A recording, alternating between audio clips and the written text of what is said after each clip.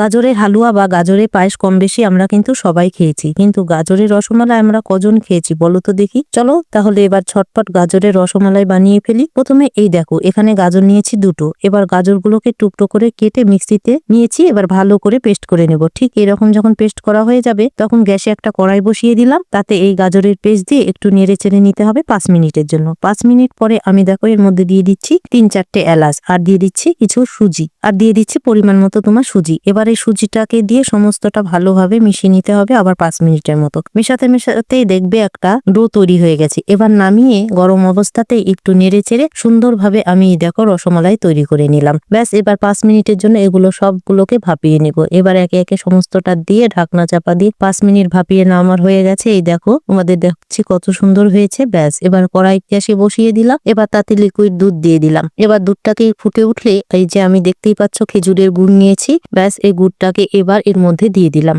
এবার আবারও ভালো করে মিশিয়ে একটু ফুটিয়ে নিতে হবে। ব্যাস এরপরে একে একে আমি সমস্ত রসমালাইগুলোকে এর মধ্যে দিয়ে আবারও 5 মিনিটের মতো ফুটিয়ে নেব। ব্যাস 5 মিনিট পরে এই দেখো কি সুন্দর আমার রসমালাই তৈরি, দেখলে তো। তাহলে এত সহজ একটা সুন্দর রেসিপি শীতের দিনে তোমরাও কিন্তু বাড়িতে ট্রাই করতে পারো।